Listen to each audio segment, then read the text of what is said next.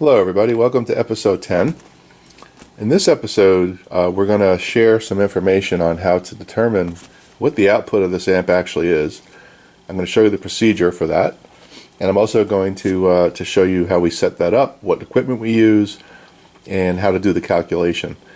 After that's all done, we're going to mount this back in the cabinet and we're going to actually play through it and you'll get to hear it.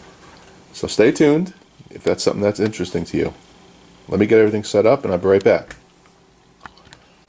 Okay, for this demo, we're using an audio generator, and we're going to have it set to 1,000 hertz. Okay, so that's what we're going to set it for. Amplitude, we'll get to that in a moment. Okay, that's piece number one. Piece number two is we're going to use an oscilloscope, which you see right there. We'll show you where that gets connected. And then three, we're going to use this dummy load. Now I've created this dummy load just for this purpose. It's really an 8 ohm 200 watt resistor that's mounted to a board with clamps that I can use to attach various pieces of test equipment to. So we're going to get this all set up and then we're going to fire it up. So let me get everything connected and we will get started. Okay, the first thing we're going to do is we're going to plug our dummy load into the speaker output. We never want to turn an amp on without a speaker. And the reason why we're going to use the dummy load is because when we put the tone through here, it's going to be really annoying. Next thing we're going to do is we're going to take our input from the audio generator and plug that into the input on the amp. And you don't need to see what that looks like, you can see it there. That's number two. Alright, next thing we're going to do is we're going to connect our oscilloscope to the dummy load resistor. Now you'll see I have this marked positive and negative. So we're going to put the positive side on here, like so. I'm going to put the negative side there, like that. Okay? Next thing we're going to do is we're going to connect the meter to the input that we just put in the front, coming out of the audio generator. Okay? We're going to set that to millivolts, like so. Just to show you what I'm talking about, it's the input right here that goes into the amp. So let's get that connected.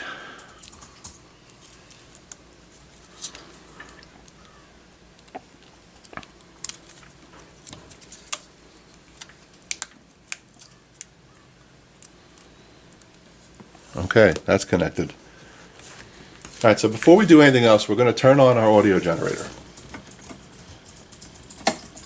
And what you have to do here is you kind of have to simulate what a guitar pickup would put out from an electrical perspective. Now there's a little bit of debate on this one. A bass guitar, which is what I'm going to be using, probably puts out between 2 and 250 millivolts. So I'm going to adjust the amplitude knob on my audio generator to bring it down to about 240. I'm going to kind of go middle road here. So you see that meter, it's a very fine adjustment. So we're going to call that good. So it's 240.6 or 0.5. Okay? So theoretically right now we have an audio signal coming through or going to the amp. We don't have it turned on yet. We've got a speaker plugged in, dummy load. We've got our scope installed. And the last thing that we want to do is we want to put a meter as well on the output. And we want to measure AC. And that's going to be important for a reason that I'll explain to you in a moment. So we're going to take another meter and we're going to connect it directly to that speaker output, which is the dummy load resistor. Okay? And this one, we're going to be measuring AC. Like so. So here's our positive side. Here's our negative side.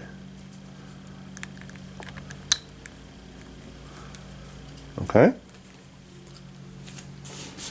All good. Okay, so now we're going to stop the camera, we're going to plug everything in, turn it on, and we'll show you what we've got. Be right back. Okay, we are going to turn on the amplifier. It's plugged in.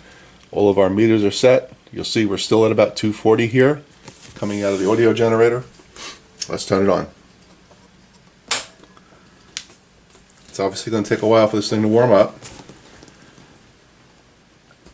And we're going to keep our volume all the way down for now on the amp. I'm going to give that tube a chance to warm up. Now, while we're waiting for it to warm up, you'll notice here on the output transformer that it's capable of handling 30 watts, and we're using the 8 ohm tap here. Now, in this amp, we're going to actually shoot for 40 watts of power. The reason why is you never play your amp at full throttle all the time, right? You're only going to spike up there, and this transformer is definitely beefy enough to handle that. So that's what we're going to shoot for, is about 40 watts. That's what we're hoping we get, and we're going to see how we calculate that. Let's see if we've got any signal yet. Alright, here it comes.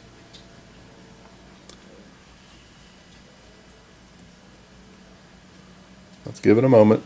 It's probably still warming up.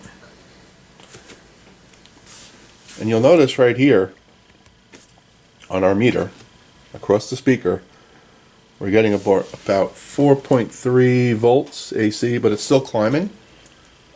So that tells me that the amp is still in the process of coming up. We're going to let that normalize and stabilize. You'll also see on the oscilloscope that our peak to peak is about 13 volts. So there's a big difference between what you see on this meter and what you see on the scope. This thing is continuing to climb. We're going to pump up the volume just a little bit.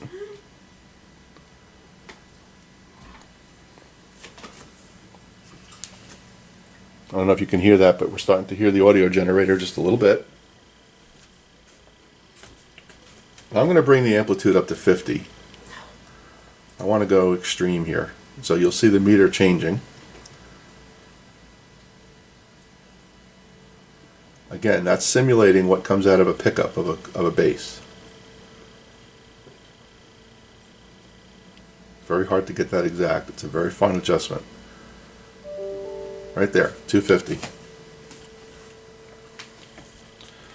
Okay, our tone controls, we're going to kind of center those so our wave stays true. And we also have our feedback knob, which will distort things a little further. And we're going to put that just around normal, neutral. Okay, so right now the amp is cranking out pretty good. So what we're going to do now is we're going to go all the way open, and you'll see that the sine wave is completely distorted, which is good. We're going to back it down until we get a nice clean sine wave. It's just about to break up. It's right about there. Okay, so take note of the peak-to-peak voltage that you see on the scope. It's currently 16.6. Okay. Now the calculation you actually have to do to get the correct wave, the correct wattage of this thing. First of all, you don't look at this meter.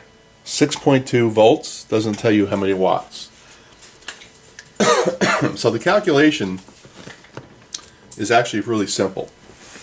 So we've got what, 16.8 right now. So we're going to do 16.8 squared divided by 8. Okay? That's the calculation. So if we do 16.8 times 16.8, we come up with 282.2. And if we divide that by 8, 35.2. That's how many watts this amp is right now at the current setting. But you'll also see that the scope is rising a little bit still. It's sitting at around 17 volts. So if you redo your calculations again, you're actually at 36 watts. So it's going to settle in. House voltage is going to fluctuate a little bit. That's not going to help. But you'll see that we're currently pushing out about 35 watts out of this amp.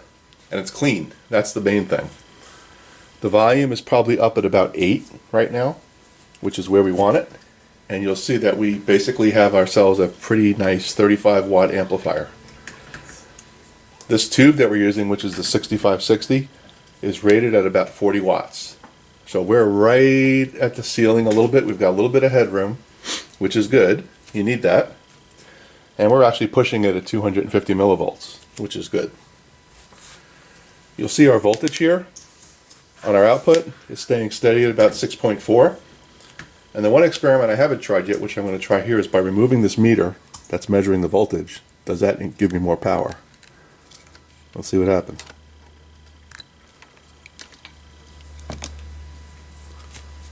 Doesn't look like it does much of anything. Our scope is up to 17.4 volts, peak to peak. So we actually have gone up just a slight bit. So if we redo the calculation again,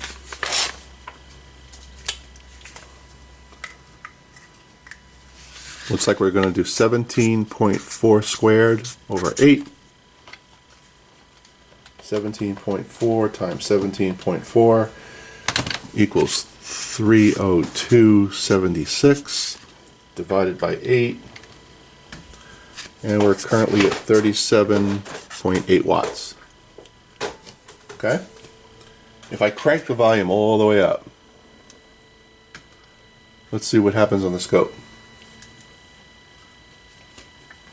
You'll see that our peak to peak doesn't really change by much, because we've really saturated the amp.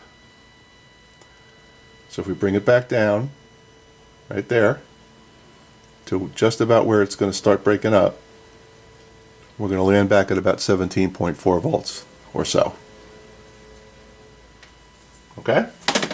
So that's how you test the amp to make sure that it's working, and how you calculate how many watts it is. Okay? So now we're going to turn this all off, we're going to put it back in the cabinet, and then we'll play through it and let you hear it. Okay? Thanks everybody. See you in a bit. I decided I'm going to play the amp in the next video just in case this one gets a hot copyright hit from it.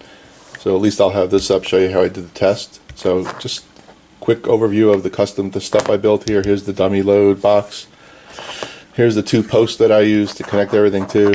This goes into the back of the amp, into the speaker output. And then this I created really simply goes to the audio generator right here through these 2 posts, and this is the input. Okay? Alright, we'll see you in episode 11, where we're actually just going to do nothing but play the amp and let you hear what it sounds like. I know that's what some of you are waiting for, so we'll see you in the next one. For now, I'm going to put this up.